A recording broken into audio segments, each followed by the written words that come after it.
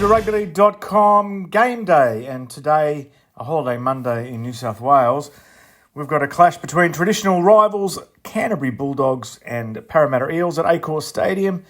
Canterbury are 11th on the table with 6 wins and 6 losses. Parramatta having a tough year, and they've shed a coach, of course, 4 wins and 8 losses. It is, of course, the last game of round 14. Let's go through the results quickly. For the other matches, St George Illawarra 56, West Tigers 14, South Sydney 46, Gold Coast 12, the Warriors 42, North Queensland 12, Cronulla 22, Brisbane 12, Melbourne 36, Newcastle 28, and Penrith 32, Manly 22. The weather at Homebush this afternoon, 17 degrees and absolutely no chance of rain. We'll be bringing you updates throughout the clash, and one of the great podcasts you can access through the tab-marked podcasts, strangely enough, on the rugbyleague.com website, is the Parra Cave with Troy Warner. And coming up after the break, you can hear from Troy Warner as he previews today's holiday Monday match. It's game day on rugbyleague.com. They are playing for the I Forgive Cup. Now, this came about a couple of years ago now. It's a joint initiative between the Bulldogs and Parramatta, as well as a way of supporting Danny Abdallah and his family, because there was a tragic car accident in Oatlands a few years ago, and they lost some of their children and niece as well. Unfortunately, tragically, they were killed in that accident. So this is a way of, I guess you could say, remembering them, and it's also their decision to adopt forgiveness as the response to the memory of their children and niece who were killed in this accident. So the I Forgive Cup, which will be presented to the winning captain after the game, with both teams in attendance as well. So that's a nice little touch there. It's game day on rugbyleague.com. We have first points at Accor Stadium. It was a try to Blaze Talangi in the southeastern corner. It's converted by Mitchell Moses. That took us to 6-0 after just 7 minutes for Parramatta. But just as we cross now, Stephen Cridon levelling the ledger as far as tries are concerned. A big overlap on the right, and he marches over for the Bulldogs' first try. Stephen Cridon on fire at Accor Stadium. Little flick pass there, sucked in 2 defenders, and his winger Blake Wilson then stepped inside the remaining defence coming across. That was in the southwestern corner out at Homebush. And this time Matt Burton was successful with his conversion. So the Bulldogs, the home team today, take the lead 10-6 over Parramatta. A one-arm pass from Bryce Cartwright. And Parramatta have now hit the front. It was a great try to Will Penasini. Converted, soaring conversion from out near the touchline from Mitchell Moses. And we've now only got 4.5 minutes to half-time at Accor Stadium. The scoreline, Parramatta 12, Canterbury 10. Josh Curran for the Bulldogs currently being carried off on a motorised stretcher. The Dogs have also lost Bailey Hayward for the rest of the match. Parramatta hold a 2-point lead over battered Canterbury in the holiday Monday NRL game at Accor Stadium. The Bulldogs have lost Bailey Hayward and Josh Curran to injury for the rest of the match, activating the 18th man, but they're giving as good as they get. It's the biggest ever regular season crowd to see Canterbury play Parramatta, and what a spectacle they're being treated to. Parramatta unable to score against a 12-man Bulldogs while Kurt Mann was in the sin bin. And as Mann is getting ready to come back on, Stephen Cridon takes an inside pass and scores. And it's now just 2 points of difference with 9 minutes left. Parramatta 18, Canterbury 16 at Accor Stadium. 45,000 people on the edge of their seats at Accor Stadium. Jacob Preston has become the third Canterbury player this afternoon to suffer a serious injury. A suspected broken ankle, obviously won't be back, and the Bulldogs earlier were reduced to 12 men, and they had to activate their 18th man because of that injury toll. They trail by 2 points with 6 minutes remaining. Despite it all, a try to Wilson in the corner. And now Matt Burton lining up the conversion. They've hit the front, Canterbury, despite everything that's gone against them. 20-18 over Parramatta with 4 minutes remaining. And make that 22-18.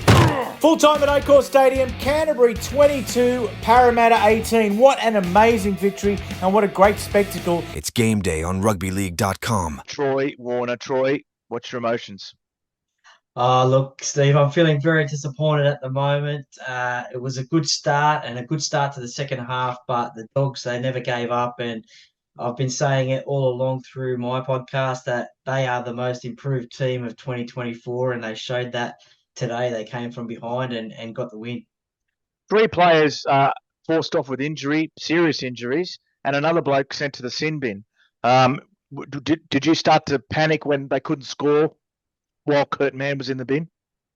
Yeah, well, that's been a bit of a problem for Parramatta this season. A couple of times this year, the opposition have had a man down and Parramatta haven't been able to score. And that was probably the turning point, I thought, of this game, that if they did score during that time that Kurt Mann was off, then potentially they could have gone on to win the game. Unfortunately, though, they didn't, and Canterbury stood up.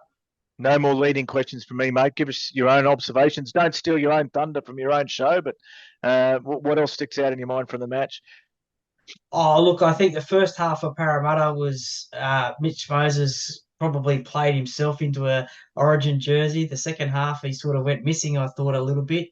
He wasn't as mentioned as much in the commentary and wasn't seen as much. Parramatta's fifth tackle plays probably weren't as best as what they could be. I thought that they could have kicked a few more times. They did run it a lot, and they almost came off with a try or two, but it wasn't to be. And very disappointing result. The Dogs, as you said, 2 players injured, seriously injured, sin bin, and Stephen Crichton just leading the way for the Bulldogs at the moment. He was fantastic, wasn't he? He was absolutely fantastic. Well, Troy, it's nice of you to join us. You've been along for the ride since we kicked off rugbyleague.com. I still haven't explained the format change to you. This is a hard way for you to learn. Bit of a surprise, I'm sure. But tell the listeners where they can find the podcast, and you're wearing, they can't see you, but you're wearing a Parra Cave cap. So tell them where they can get one of those. Yeah, they can just reach out to me via any social media channel that I have, Instagram, Facebook, Twitter, and they can message me and we'll get that out to them. You can find the podcast on Apple, Spotify, and YouTube. They are the main places that you can find the podcast. And there's plenty of content out through the week, game day previews, interviews with former players. This week, an interview with former Bears coach Peter Louis. So plenty of content coming out as well during the week. It's game day on rugbyleague.com. Cameron Serrato, coach of the Bulldogs, has revealed that Blake Wilson scored the winning try despite a serious shoulder injury. Here's Serrato running through the terrible injury toll his team defied to win. The Presto he refers to is Jacob Preston. Yeah, Bailey Hayward and Josh Curran had both had concussions. So we've got the bye next week, so they'll be able to rest up and get back to full health. Presto has done something to his foot. We're not quite sure yet, but he'll get scans tonight. But the fact that he couldn't walk off the field wasn't a great sign. And we had a couple of guys out there who were just busted that couldn't come off. Bronson did something to his hamstring.